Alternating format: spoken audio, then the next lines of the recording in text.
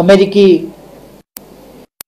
MCC का अधिकारीहरूसँग दुईटा नेताले गोप्य पत्राचार गर्छन्। 4-5 महिनाको समय हामी पास गर्छौं भनेर टिटानी पास गर्ने कुरा लेख्छन्। यता जनतालाई पास गर्नै हुँदैन भनेर उचाल्छन्, भ्रमित पार्छन्। एउटा नेता पक्षमा बोल्छ, अर्को विपक्षमा बोल्छ। न्यूनतम साझा कार्यक्रम प्रकाशित गरेका छन्, त्यसमा उल्लेख गर्दैनन्। त्यसै बेला मैले एमसीसी परियोजना सम्बन्धमा तपाईहरुको दृष्टिकोण के हो, सत्ता गठबन्धनको दृष्टिकोण के हो भनेर प्रश्न गरे। उनीहरूको कुनै जवाफ पनि छैन र ढंगले अमेरिकासँग एक खालको कुरा गर्छन्, अरूसँग अर्कै खालको कुरा गर्छन्, जनतासँग अर्कै खालको कुरा गर्छन्, पार्टीभित्र आयो अर्कै खालको कुरा गर्छन्। यस प्रकारको अत्यन्तै जिम्मेवार, धोकापूर्ण, दुई जिब्रे चरित्र देखाएर राष्ट्रिय हितलाई गम्भीर संकटमा धकेल्ने काम बनिरहेको छ। तपाई हामी सबैले सुन्यौं, सेप्टेम्बर 29 मा 4-5 महिनाका लागि भनेर पत्र पठाइयो। ठ्याक्क 5 महिना पुग्ने 28 फरवरीका दिन समय सिद्धिन्छ भनेर फेरि एमसीसीले लेखेको छ। एउटा कुरा त प्रधानमन्त्रीले एमसीसीलाई लेख्ने कुरा आफैमा प्रोटोकलको हिसाबले, राष्ट्रिय स्वाभिमानको हिसाबले आफैमा एउटा गैर सरकारी संस्था अथवा सरकारी नै संस्था भए पनि एउटा शाखालाई, कुनै एउटा विषयको जिम्मेवार एउटा मन्त्रालय अन्तर्गतको कुनै चीजलाई प्रधानमन्त्रीले पत्र लेख्ने कुरा आफै एउटा अपमानजनक कुरा हो। अर्को कुरा, अध्यक्षको हैसियतले लेखेको भनेर, अध्यक्षको हैसियतले लेख्ने हो भने त रिपब्लिकन पार्टीका, डेमोक्रेटिक पार्टीका अध्यक्षहरूलाई लेख्नु पर्थ्यो होला, अरूलाई लेख्नु पर्थ्यो होला। अनि कुन पार्टीको अध्यक्ष हुन् र एमसीसीको प्रमुख? अर्को, कुन कुन पार्टीका अध्यक्षले लेख्नु पर्थ्यो? गठबन्धनभित्र पनि दुईटा अध्यक्षले लेख्ने कुरा। अरू अध्यक्षहरूलाई थाहा छ कि छैन थाहा छैन, किनभने थाहा भए पनि नभए पनि उहाँहरूको बाध्यता छ त्यो गठबन्धनका पछाडि लाग्नुपर्ने, उहाँहरू त्यसमा त कुद्नु होला। तर देश त गम्भीर खेलवाड, खेलाची, गैर जिम्मेवारपनको शिकार भइरहेको छ। यस कुराप्रति हामी गम्भीर छौँ। र म के भन्न चाहन्छु भने, सभामुखले सरकारले निर्णयार्थ पेश गर्नका लागि संसदमा प्रस्तुत गरेको, दर्ता गरेको चिजलाई सभामुखले पेश नगरेर रोक्छु भन्न सभामुखको अधिकार छैन, कर्तव्य होइन। र उनले त्यो अनधिकृत ढंगले बलमिचाइ गरेछ। यस्तो कुरा यो गठबन्धनको निरीहता हो, पदलोलुपता हो, सत्ता मोह हो। गठबन्धन जसरी पनि कायम राखेर सरकारमा बस्नुपर्छ भन्ने कुरा हो। र यस्ता कुरामा पनि सत्ता गठबन्धन चुइक्क बोल्न सक्दैन, को अधिकारका सीमाभन्दा बाहिर गइरहेको छ। पहिले अघिल्लो सभामुखले त्यस्तै ढंगले अनधिकृत क्रियाकलाप गरेकै हो र अहिलेको सभामुखले त्यही कुरालाई जारी राखेको छ र अनधिकृत क्रियाकलाप गरेको छ। संसदले के गर्छ त्यो आफ्नो ठाउँमा होला, संसदलाई निर्णयार्थ दिनु पर्यो अधिकार, तर संसदलाई नदिएर रोक्ने कुरा उनको अधिकारभित्रको कुरा होइन। अनि त्यस्तो अनधिकृत क्रियाकलाप गर्ने सभामुखका प्रशंसाका लागि केही मानिसहरू कुद्छन् अरे, पुग्छन् अरे भनेको सुन्दा शरम लाग्छ। कानुन तोडेका कुरालाई गैर कानुनी हरकत, ड्वेल रोल, द्वैध भूमिका, यस्तो खेल्ने मान्छे र निष्पक्ष भूमिका निभाउन नसक्ने, कानुनका आफ्ना मर्यादित दायरामा बस्न नसक्ने सभामुखको प्रशंसा गर्न जाने जस्ता कुराहरू पनि कता कता सञ्चार माध्यममा देख्दा यी सबै शरमका कुरा। कति साह्रो सत्ता लोलुपता, पद लोलुपता, यो अत्यन्तै गैर जिम्मेवार कुरा हो, जुन सरकार यसप्रति गम्भीर होस् भन्ने कुरा म फेरि दोहोऱ्याउन चाहन्छु। सरकार यस्तो छ, यस महामारीको दौरानमा पनि सरकार गम्भीर छैन। 24 लाख खोप, 24 लाख डोज खोप जनताको जीवन बचाउने कुरासँग सम्बन्धित छ। जनताको इम्युन बढाउने कुरासँग, जीवन बचाउने कुरासँग सम्बन्धित छ। 24 लाख डोज खोप छैन, भेटिएन, खोइ कता गयो? भन्छ सरकार यताउता हेरेर। के हो यस्तो? 24 लाख डोज सानातिना कोठामा अट्दैन। कोठामा अट्ने कुरा होइन त्यो, ट्रकमा अट्ने कुरा होइन, त्यस्तो कुरा 24 लाख डोज कहाँ गयो? यस्तो कुरामा मन्त्री राजीनामा दिँदैन, कोही जिम्मेवार भेट्दैन, कसैले प्रश्न उठाउँदैन, कोही बोल्दैन। के हो यस्तो? जे गरी पनि हुने देशमा 24 लाख डोज झ्वाममा खायो, कुनै अप्ठ्यारो छैन, लाज शरम केही पनि छैन। अहिले त ब्ल्याकमेलको राजनीति चलेको छ। पैसा माग्यो व्यापारीसँग, दिएन भने अनि उसका विरुद्ध उद्यम मचायो। ब्ल्याकमेलको राजनीति चलिरहेको छ। देश उल्टो बाटोतिर हिँडेको छ। अदालतमा हेर्नुभयो भने, राज्यका अङ्गहरूको म कुरा गर्दै थिएँ, अदालतमा हेऱ्यो भने न्यायाधीशहरू कालोपट्टि बाँड्छन्, न्यायाधीशहरू सर्वोच्च अदालतमा हडताल गर्छन्, बार, सर्वोच्च बार, नेपाल बार, उनीहरू हडताल गर्छन्। अशोभनीय वातावरण, न्यायाधीशहरूलाई अदालतमा प्रवेश गर्न नदिने शङ्का दुनियाँमा कहीँ नहुने। यस प्रकारका क्रियाकलाप हाम्रो सर्वोच्च अदालतका प्राङ्गणमा हुन्छ, सर्वोच्च अदालत भित्र हुन्छ। सर्वोच्च अदालत भित्र सेटिङका इमेलहरू पढिन्छन्, न्यायालय चल्दैन। अहिलेसम्म पनि न्यायालय चलेको छैन। सुनिराखेको छ, 30 गते न्यायालय खुल्छ, त्यसपछि फेरि वरिष्ठ अधिवक्ताहरू, बारहरूले फेरि तमासा देखाउँछ। र अब पहिलेकै जस्ता आन्दोलनले हुँदैन, त्योभन्दा बेग्लै प्रकारका, अलिक एउटा शब्द उहाँहरूले प्रयोग गर्नुभएको छ, बेग्लै प्रकारको आन्दोलन गर्छौँ भनेर।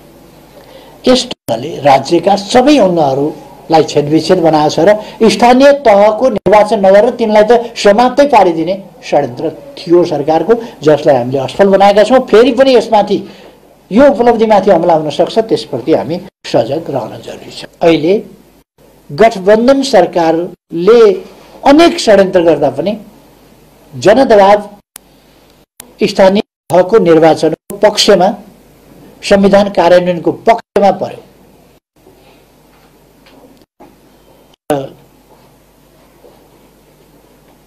अब निर्वाचनको मिति घोषणा भएको छ, निर्वाचन हुन्छ। किन नेकपा एमाले यस निर्वाचनमा सफलता प्राप्त गर्नुपर्छ? त्यसकारण कि समृद्ध नेपाल, सुखी नेपालीको राष्ट्रिय आकांक्षा अन्यथा भएर नेकपा एमाले नजितिकन, विजय हासिल नगरिकन यो पूरा हुनै सक्दैन, अरूले पूरा गर्नै सक्दैन, अरूको दृष्टिकोणै छैन। अहिले म हालको सरकारको सम्बन्धमा धेरै केही भनिरहन चाहन्न, यति भन्छु, नेकपा एमालेको विजय बाहेक देशमा सुशासन, समृद्धि, विकास केहीको पनि सम्भावना छ। त्यसकारण हामीले हरेक कदमलाई गम्भीरताका साथ, हाम्रा हरेक कदमलाई गम्भीरताका साथ लिनुपर्दछ र त्यही गम्भीरताका साथ अगाडि बढाउनुपर्छ। यो हामीले कायम गर्न खोजेको समाजवाद निर्माणको आधार। यस्ता कुराहरूको सिलसिलाबाटै जोडिएर हामी आधार तयार गर्दछौँ, समाजवादको निर्माण गर्दछौँ र आज आधार तयार गर्ने कुरा पनि यी कुराहरूसँग जोडिएका छ।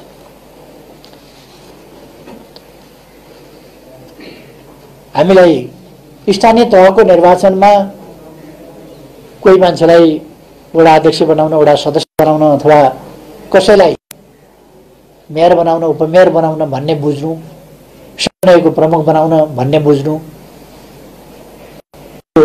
उपयुक्त हुँदैन। हामीले किन जित्नुपर्छ?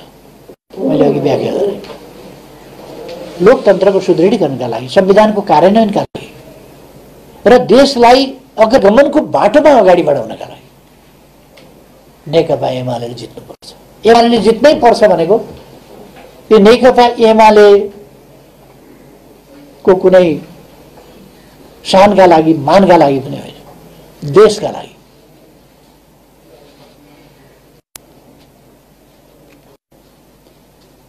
मैले देशका लागि भनिरहँदा अहिले वर्तमान सरकारले सरकारका 100 दिन भनेर एउटा निकालेछ बुकलेट, तपाईहरुले हेर्नुभयो होला। सरकारका 100 दिन भन्ने निकालेछ। त्यसको अगाडिपट्टि नेपालको नक्सा छ। दाहिने साइडमा शेरबहादुर देउबा प्रधानमन्त्रीको फोटो छ, देब्रे साइडमा नेपालको नक्सा। सरकार बनेको 100 दिनसम्म उपलब्धिहरू, केही त उपलब्धि उहाँहरूले अब उल्लेख गर्नु होला, मैले त्यसमा भित्र पसिरहन आवश्यक ठानिनँ, किनभने 88 दिनसम्म सरकारै बनेको थिएन, बाँकी 12 दिनमा के गर्नु होला। त्यसो भएर म त्यति भित्र गइन, तर बाहिरै मलाई त्यो किताबमा के छ भन्ने कुराको ज्ञान घाँटी घाँटीसम्म आउने गरी चाहिँ प्राप्त भयो। उहाँहरू समेत भएर संसदमा हामीले संविधान पारित गर्यौं, संशोधन गर्यौं, सर्वसम्मतिले संविधान संशोधन गर्यौं। चुच्चे नक्सा चिनिएको लिम्पियाधुरा लिपुलेख कालापानी सहितको सामेल गरेर हामीले संविधानको अंग बनायौं, त्यसलाई अनुसूचीको अंग बनायौं। तर नेपाली कांग्रेसमा आफ्नो महाधिवेशनको ब्यानरमा नेपालको झण्डा, नेपालको नक्सा राख्दा न नयाँ नक्सा राख्छ, अथवा नेपालको नक्सा नेपाली कांग्रेसले अहिलेसम्म पनि चुच्चे नक्सा राख्दैन, बुच्चे नक्सा राख्छ। लिम्पियाधुरा लिपुलेख र कालापानीको नक्सा नेपाली कांग्रेसले राख्छ। यो संविधानको कति ठूलो बदलाव, राष्ट्रियताप्रतिको कत्रो बेइमानी हो, कत्रो विदेश भक्ति हो। त्यसकारण कुन तहमा छ यो सरकार, कस्तो अवस्थामा छ यो सरकार? राष्ट्रियताको प्रश्नमा यत्रो खेलवाड, नेपाली जनताका अगाडि राष्ट्रियताका मामलामा नेपाली जनतालाई दिएको यो चुनौती, यो गठबन्धन सरकार यो सानो चुनौती होइन।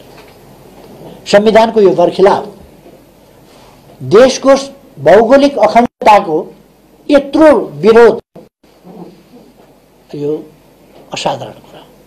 यस्ता कामहरू यस सरकारले गरिरहेको छ।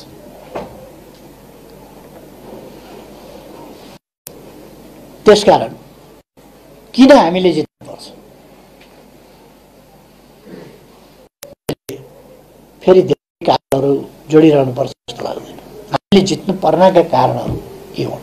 कुनै व्यक्ति विशेषलाई जिताउने अथवा अरू जस्ता मसिना कारणहरू होइन।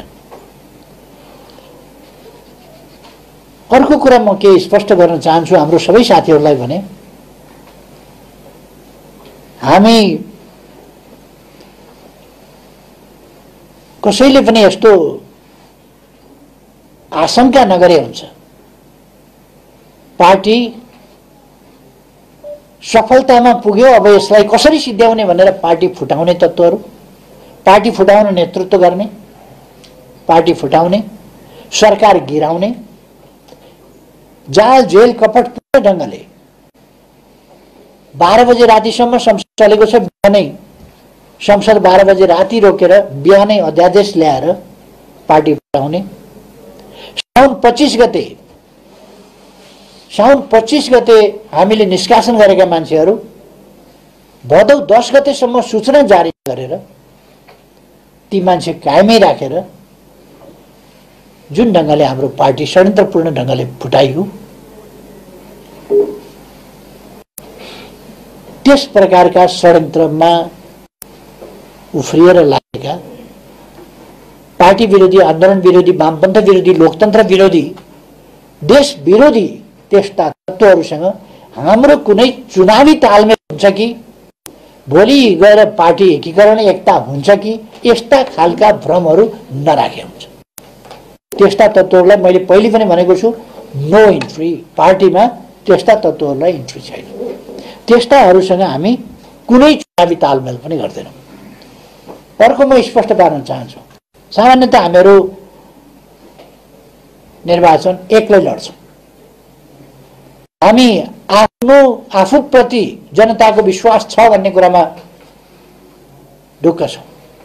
हामीले देशका लागि काम गरेका छौँ, जनताका लागि काम गरेका छौँ र राष्ट्रका लागि, राष्ट्रियताका लागि, भौगोलिक अखण्डताका लागि, स्वाधीनताका लागि, सार्वभौम सत्ताका लागि, जनताको सार्वभौम सत्ताका लागि हामीले काम गरेका छौँ। र हामी देश र जनताको हितका विरुद्ध कुनै पनि कदम, कुनै पनि काम कारबाही, कुनै पनि विचार न अंगीकार गर्छौँ, न अपनाउँछौँ, न चाल्छौँ। हामी सधैँ स्पष्ट भनिरहेका छौँ, नेकपा एमाले देशका विरुद्ध, जनताका विरुद्ध, राष्ट्रिय हितका विरुद्ध, राष्ट्रको सार्वभौम सत्ताका विरुद्ध, स्वाधीनताका विरुद्ध, स्वतन्त्रताका विरुद्ध, भौगोलिक अखण्डताका विरुद्ध, राष्ट्रिय हितका विरुद्ध वा स्वाभिमानका विरुद्ध कहिल्यै पनि कुनै विचार ग्रहण गर्दैन, कुनै नीति लिँदैन, कुनै कदम चाल्दैन। म सबैलाई स्पष्ट गर्न चाहन्छु, हामी एक्लै निर्वाचन लड्छौँ। हामी एक्लै निर्वाचन लड्छौँ र स्थानीय तहमा, स्थानीय तहका कतै कहीँ, स्थानीय तहमा स्थानीय तहले कहीँ कतै तालमेल गरेछ भने त्यो बेग्लै कुरा होला। तर हामी राष्ट्रिय स्तरमा कुनै शक्तिसँग पनि चुनावी गठबन्धन गरेर यस स्थानीय तहको निर्वाचनमा जानेवाला छैनौँ। एक्लै लड्छौँ, एक्लै विजय हासिल गर्छौँ। मैले अघि नै भने, हाम्रो सम्पूर्ण काम कारबाही निर्वाचन गराउने र निर्वाचनलाई स्वतन्त्र, निष्पक्ष, धाँधली रहित र शान्तिपूर्ण वातावरणमा सम्पन्न गराउने कुरामा अब केन्द्रित हुनेछ र मत प्राप्त गर्ने र मतको रक्षा गर्ने, यस कुरामा हाम्रो केन्द्रित रहने। निर्वाचन एउटा कर्मकाण्ड होइन। निर्वाचन जनताको अभिमतको, स्वच्छ अभिमतको वास्तविक प्रकटीकरण हो। जनताको स्वच्छ अभिमत प्रकट हुनुपर्दछ, त्यो गराउने कुरामा हामी लाग्दछौँ।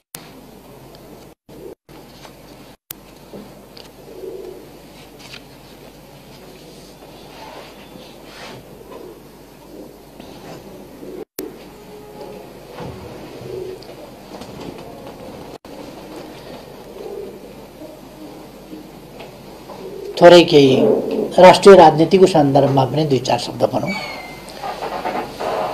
नेकपा एमाले मुद्दा लडेर बनेको थिएन। एमालेको सरकार मुद्दा लडेर बनेको थिएन। एमालेले बनाएको हैसियत मुद्दाबाट प्राप्त गरेको हैसियत थिएन।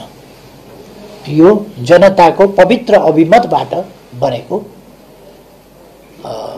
जनादेश थियो र हामीले चुनावी तालमेल गरेर, पार्टी एकता एकीकरण गरेर लगभग 2/3 को हैसियत प्राप्त गरेका थियौँ। यो चाल झेल, षड्यन्त्र र टिकडम होइन, खुलेआम राजनीतिक बाटोबाट, जनताको अभिमतबाट। र त्यसलाई बिथोलेर, बिगारेर, पार्टी फोडेर, सरकार ढालेर अर्को एउटा पञ्चमुखी सरकार गठबन्धनको, र त्यो पनि असंवैधानिक हिसाबले परमादेशबाट, विश्वमा कहीँ नभएको एउटा, फेरि विश्वमा हुँदैन पनि होला यस्तो, त्यस्तो फैसला मार्फत नेकपा एमालेको सरकार विस्थापित गरेर गठबन्धनको सरकार बनेको आज 7 महिना पुरा भएको छ।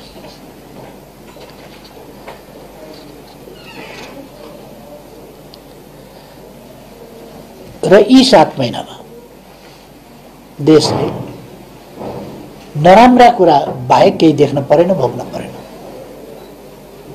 देशको 7 महिनाको अवधि बर्बाद भयो र बर्बाद मात्रै भएन, कतिपय कुराहरू पछाडि फर्किए।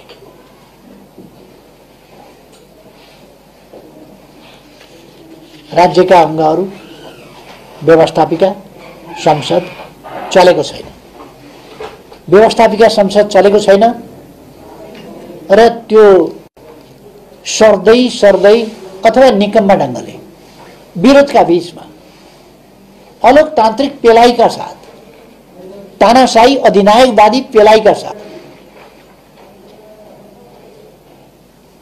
निरर्थक हिसाबले, भत्ता पचाउने हिसाबले मात्रै संसद अस्तित्वमा छ। बैठक सूचना टाँस्दै पर सार्दै गरिन्छ र अत्यन्तै गैर जिम्मेवार तरिकाले सरकार चलेको छ। हामी संसदमा सहभागी हुन चाहन्छौँ, आफ्नो भूमिका प्रभावकारी ढङ्गले देश र जनताको हितमा प्रस्तुत गर्न चाहन्छौँ, तर सरकारले हामीलाई त्यो अवसर दिइरहेको छैन।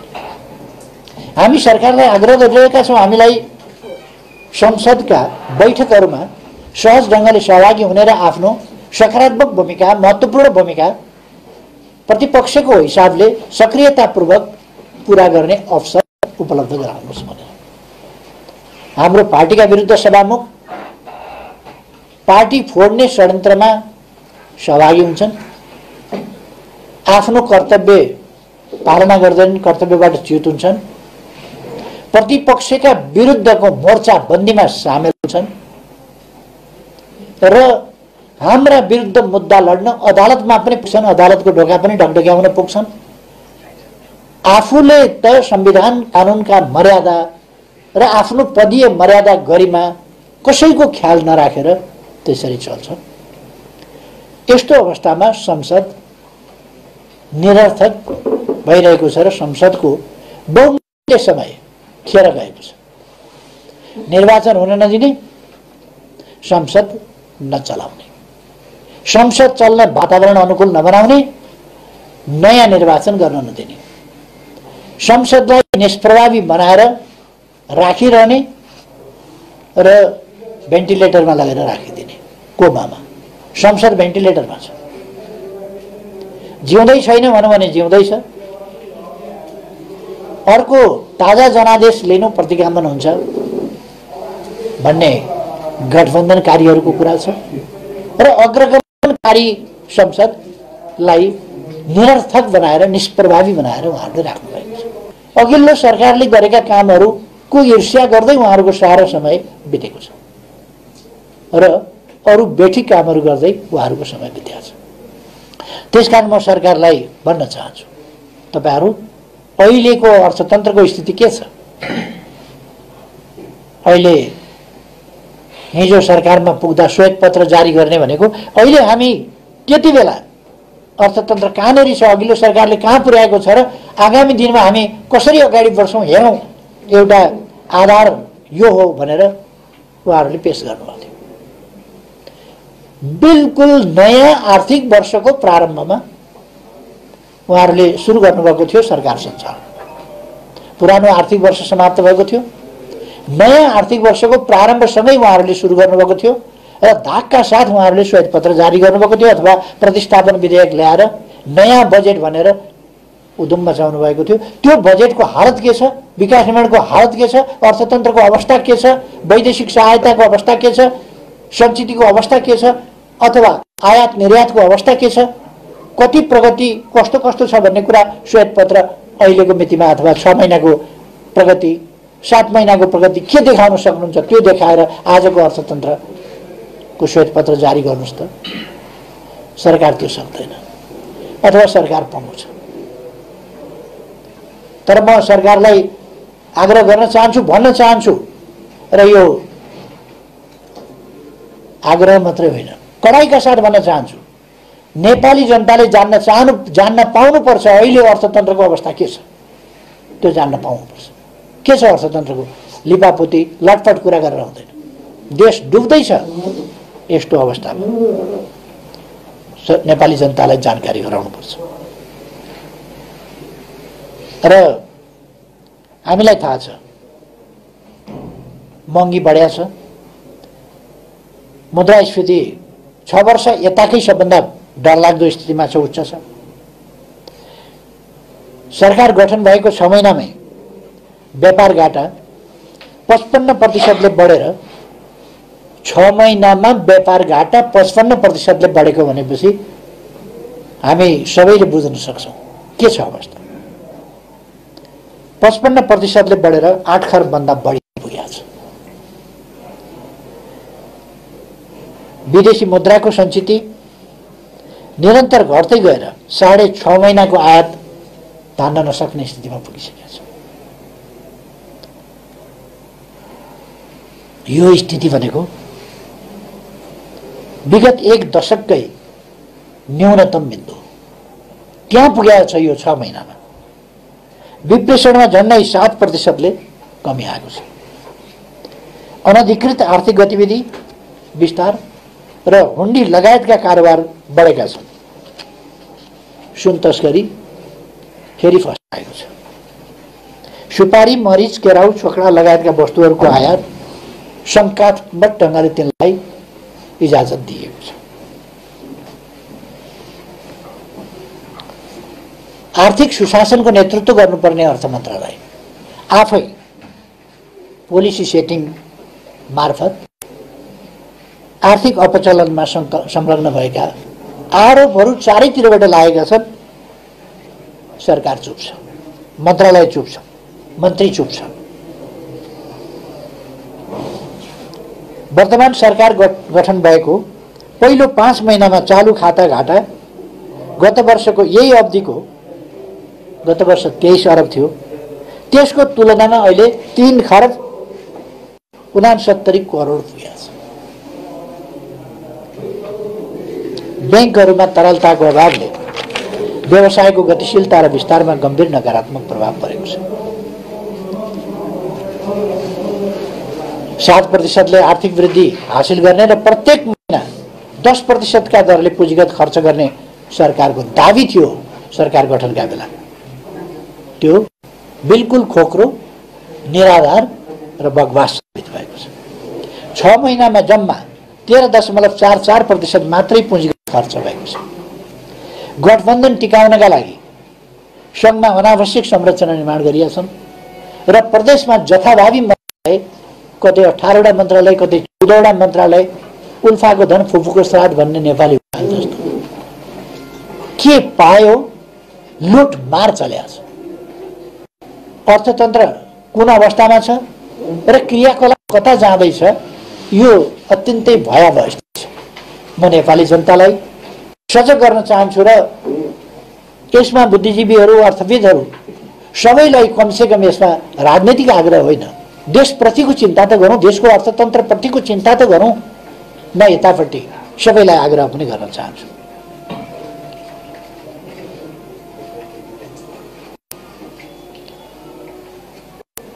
र अहिले चालु खर्च वृद्धि भएर 38.15% पुगेको छ।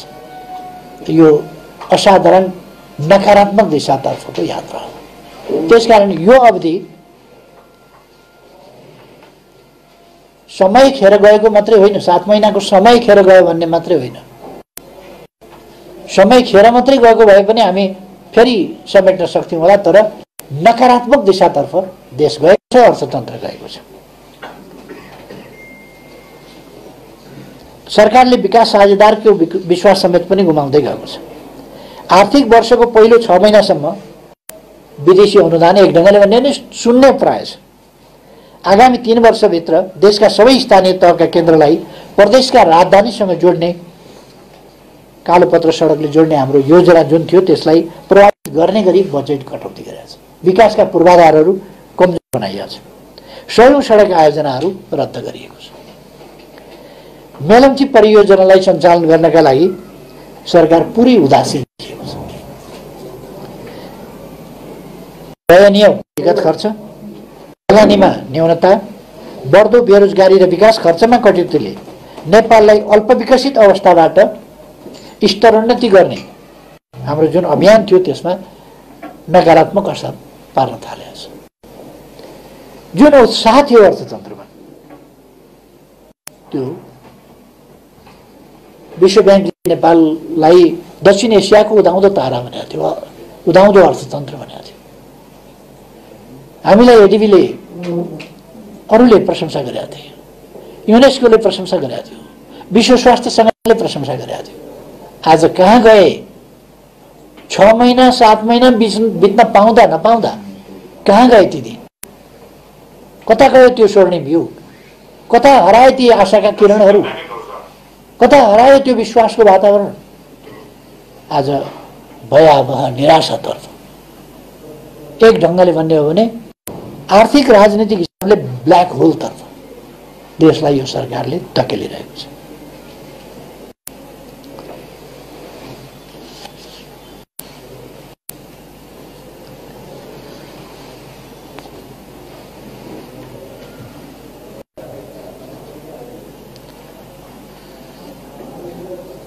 मुलुकको बाह्य सम्बन्धमा गम्भीर असन्तुलन र विचलनहरू देखा परेका छन्।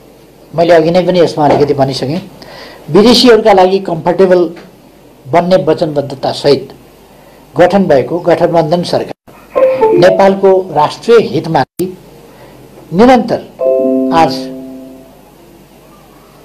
पुग्दा पनि चुप लागिरहेको छ र पुर्याइ पनि रहेको छ। जानी बुझिकन पनि हाम्रा छिमेकीहरूसँगको सम्बन्धलाई र हाम्रा मित्रहरूसँगको सम्बन्धलाई जानी बुझिकन पनि खेलबाडपूर्ण ढङ्गले गम्भीर सङ्कटमा पुर्याइरहेको छ। हामीले यस बीचमा 2टा महाधिवेशन गऱ्यौँ। एउटा असोज 15देखि 17सम्म 15, 16, 17 3 दिनको विधान महाधिवेशन गऱ्यौँ, जसमा हाम्रा नीतिहरू हाम्रो पार्टीले लिने सम्पूर्ण समग्र क्षेत्रका नीतिहरू सम्बन्धमा र समाजवादका आधारहरू हामी कसरी निर्माण गर्छौँ, समृद्ध नेपाल सुखी नेपालीको गन्तव्यमा कसरी अगाडि बढ्छौँ, कुन कुन बाटोबाट अगाडि बढ्छौँ, सबै नीतिहरू, सङ्गठनात्मक नीति, हाम्रो पार्टी सम्बन्धी र राष्ट्रसँग सम्बन्धित, विकाससँग सम्बन्धित, सुशासनसँग सम्बन्धित, परराष्ट्र सम्बन्धसँग सम्बन्धित सम्पूर्ण नीतिहरू हामीले त्यहाँबाट पारित गऱ्यौँ, विधिहरू पारित गऱ्यौँ। अरू कुनै पनि पार्टीले त्यस्तो गरेन।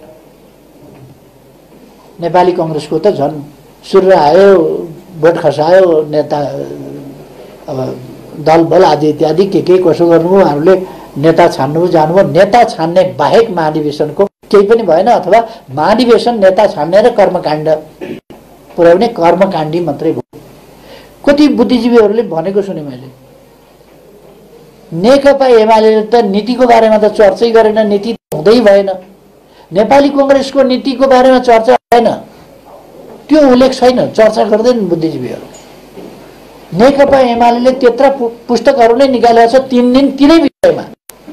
विधान महाधिवेशन स्पेशल ढङ्गले गर्यो, त्यो चाहिँ विधानको त चर्चै गरेन एमाले, विधान त छँदै छैन, नेकपा एमालेसँग विधि छँदै छैन, नीति छँदै छैन। म बुद्धिजीवी साथीहरूलाई आग्रह गर्न चाहन्छु, नेकपा एमालेका नीतिहरू अल्छी नमानेर एकपल्ट पढिदिनुहुन्छ कि अध्ययन गरिदिनुहुन्छ कि? त्यसमा हामी बहस गर्न चाहन्छौँ। यदि नेकपा एमाले लिएका राष्ट्रियता सम्बन्धी, लोकतन्त्र सम्बन्धी, विकास सम्बन्धी, सुशासन सम्बन्धी अथवा संरचनागत प्रश्नहरूको सम्बन्धमा, संविधान कार्यान्वयनको सम्बन्धमा, अरू के सम्बन्धमा, शिक्षाको सम्बन्धमा, स्वास्थ्यको सम्बन्धमा, पर्यटनको सन्दर्भमा अथवा सामाजिक परिवर्तन रूपान्तरणको सन्दर्भमा कुनै कुराको सम्बन्धमा यदि नेकपा एमालेका नीतिहरूमा कुनै कमी कमजोरी छ भने हामी तपाईको कुरा सुन्न तयार छौँ, छलफल गर्न तयार छौँ, कमी कमजोरी छन् भने सच्याउन तयार छौँ। तर नेकपा एमालेका नीति नै छैन भनेर आफ्नो अनभिज्ञता, त्यत्रो महाधिवेशन भयो, विधान महाधिवेशन नामै जहाँ विधि र विधान पारित गरियो त्यो नै नदेख्ने गरी तपाईँहरूलाई के भएको यस्तो? केही बुद्धिजीवीहरूले त्यस्ता चर्चाहरू चलाएको मैले हेरेँ सुने, टेलिभिजनका बहसहरू हेरेँ, आश्चर्य लाग्यो। दुईपट्टि त्यो एकाको उसले लाउँदाखेरि पनि अगाडि त देख्छ नि, तर अगाडिकै महाधिवेशन पनि नदेख्नु अलिकति बढी हो कि जस्तो पनि मलाई लाग्छ। र म हाम्रो पार्टीका नेता कार्यकर्ता सबै साथीहरूलाई के आग्रह गर्न चाहन्छु भने हाम्रो पार्टीले महाधिवेशनद्वारा पारित गरेका नीतिहरू, महाधिवेशनमा त्यति धेरै 6000 भन्दा बढी प्रतिनिधिहरूले सक्रियतापूर्वक छलफल गरेर 3 दिन लगाएर पारित गरेका, छलफल गरेर निकालेका निष्कर्षहरू हामीले जनताका बीचमा, बुद्धिजीवीहरूका बीचमा सबै आफ्नो पंक्तिभित्र मात्रै होइन, आफ्नो कार्यकर्ताका बीचमा मात्रै होइन, अरू सहमत असहमत सबै राष्ट्रिय अन्तर्राष्ट्रिय सबै पक्षसँग हाम्रा नीतिहरूको श्रेष्ठतामा हामी ढुक्क छौँ, विश्वस्त छौँ। हाम्रा नीतिहरू श्रेष्ठताको कसीमा, व्यवहारको कसीमा, सिद्धान्तको कसीमा, दर्शनको कसीमा, राजनीतिको कसीमा, विकासको कसीमा, सामाजिक सुप्रबन्धको कसीमा खरो उत्रिन्छन्, अरूका भन्दा श्रेष्ठ छन्। त्यसो भएको हुनाले म हाम्रो साथीहरूलाई, नेताजीहरूलाई, कार्यकर्ता साथीहरूलाई सबैलाई आग्रह गर्न चाहन्छु, हामी बौद्धिक बहसमा उत्रिन तयार छौँ। हाम्रा कुराहरू लिएर अरूसँग पनि बौद्धिक बहसमा उत्रियौँ र आगामी यो फागुन 1 गतेदेखि को हाम्रो प्रशिक्षण कार्यक्रमहरूको सिलसिला जुन छ, त्यसमा एउटा विषय हाम्रो महाधिवेशनले लिएका नीतिहरू, तिनको प्रभावकारिता, तिनको सहीपना र मङ्सिर 10 देखि 14 सम्ममा गरेको हामीले नेतृत्व निर्माणको ती नीतिहरू कार्यान्वयन गर्ने र देशलाई अगाडि बढाउने सन्दर्भमा नेतृत्व निर्माण गर्ने प्रसङ्गमा जुन काम गरेका छौँ, त्यस सम्बन्धमा हाम्रा नेतृत्वको प्रश्नहरूमा यी कुराहरूलाई पनि अगाडि छलफलमा लाने, आफूले पनि अध्ययन गर्ने र अरूलाई पनि अध्ययन गराउने यो अभियान पनि सँगसँगै लैजाउँ भनेर म साथीहरूलाई आग्रह गर्न चाहन्छु। हाम्रो नेतृत्व निर्माणको विधि कसरी लोकतान्त्रिक छ भन्ने कुरा, कतिले भने यो महाधिवेशन होइन के अधिवेशन के जाति उजाति भने, हाम्रो जस्तो हरेक मान्छे मतदानबाट निर्वाचित हुने, हरेक मान्छे मतदानबाट निर्वाचित हुने यो परिपाटी अरू पार्टीहरूले गर्न सक्नुभयो अथवा उन्नत स्तरको समझदारी र एकता नेकपा एमालेको जस्तो अरूले देखाउन सक्यो। नेकपा एमालेका महाधिवेशनले जुन निर्विवाद ढङ्गले नेतृत्व लोकतान्त्रिक विधिबाट निर्वाचन गर्यो र सघन छलफल, सक्रिय सहभागिता प्रतिनिधिहरू मार्फत जसरी नीति निर्माणमा देखायो त्यो अरू कुनै पार्टीले देखाउन सक्यो त्यो सम्भव थिएन र प्रक्रियागत हिसाबले मात्रै होइन, वैचारिक, विधिगत, पद्धतिगत, प्रक्रियागत श्रेष्ठताको हिसाबले व्यवहारमा तिनको कार्यान्वयन र प्रयोग गर्दा तिनको श्रेष्ठताको हिसाबले पनि नेकपा एमालेका नीतिहरू, विचारहरू अद्वितीय छन्, तरिकाहरू अद्वितीय छन्। यी कुराहरूलाई हामीले कार्यकर्ताका बीचमा पुर्याउनु पर्दछ र अरूसँग पनि पुर्याउनु पर्छ। म नेता कार्यकर्ता साथीहरूलाई सबैलाई आग्रह गर्न चाहन्छु, महाधिवेशनहरूले हाम्रो पार्टीको वैचारिक उचाइ, एकताको प्रसङ्गबाट हेरौँ, विचारको प्रसङ्गबाट हेरौँ, लोकतान्त्रिक अभ्यासको प्रसङ्गबाट हेरौँ, जुनसुकै कोणबाट हामीले हेऱ्यौँ भने पनि हाम्रो पार्टीलाई एउटा नयाँ उचाइ प्रदान गरेको छ। नयाँ एउटा महान शुद्धिकरणको अभियान अगाडि बढेको छ, महान सुदृढीकरणको अभियान अगाडि बढेको छ। त्यसकारण म भनिरहेको छु, विभाजन गर्न खोजियो, पार्टीलाई कमजोर पार्न खोजियो, तर पार्टी शुद्धिकरणको अभियान एकातिर छ, सुदृढीकरणको अभियान पनि त्यत्तिकै सबल ढङ्गले चलेको छ। यसै कारण यस शुद्धिकरण र सुदृढीकरणबाट जनतामा हामीले जुन थप लोकप्रियता प्राप्त गर्छौँ त्यसबाट नेकपा एमाले आगामी दिनमा एक्लै चुनाव लड्छ र एक्लै बहुमत ल्याउँछ। हामी त्यो कुरा बनिरहेका छौँ।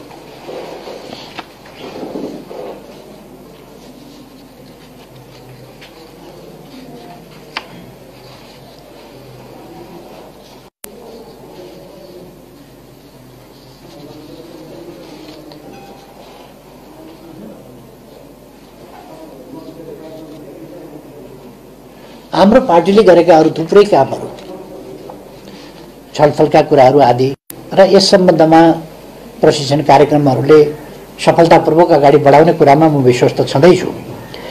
त्यसबाहेक हामीले धेरै महत्त्वपूर्ण कुरा के भने दक्षिणपन्थी अवसरवाद र सङ्गठनात्मक अराजकतालाई परास्त गरौँ र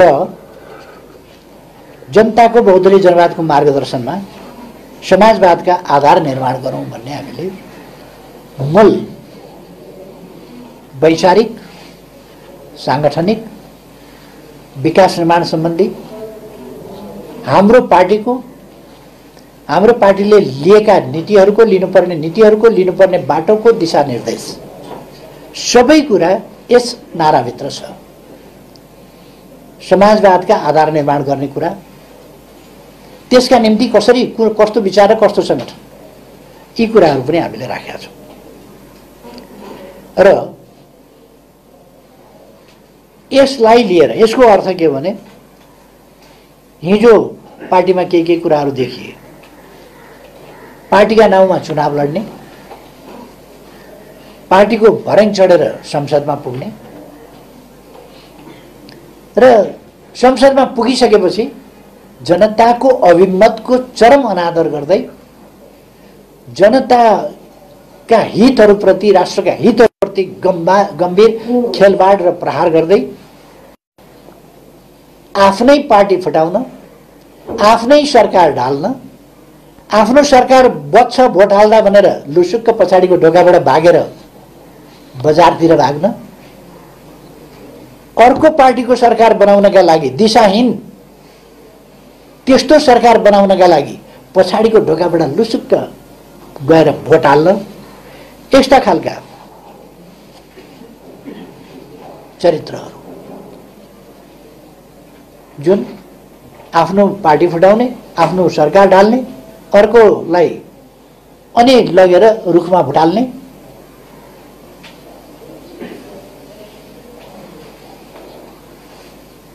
र विपक्षीलाई आफ्नो पार्टीका जरा उखेल्ने, विपक्षीका मल जलाल्न जाने जुन प्रवृत्तिहरू प्रकट भएका छन्, त्यस्ता प्रवृत्तिहरूलाई पनि हामी रोक्छौँ।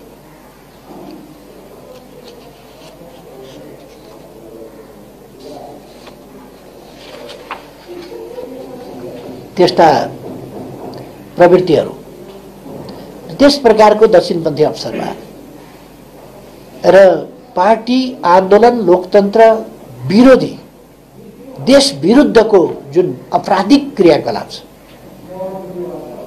यो स्पष्टै रूपमा यो प्रतिगमनकारी प्रवृत्ति हो, प्रतिगमनकारी व्यवहार हो र यस व्यवहारलाई हामी अस्वीकार गर्छौँ। र अब यी निर्वाचनहरू मार्फत, आउँदा निर्वाचनहरू मार्फत हामीले यस्ता प्रवृत्तिहरूलाई पराजित गर्नै पर्छ, परास्त गर्नै पर्छ। हाम्रो मूल धाराले पनि त्यही कुरालाई बताउँछ।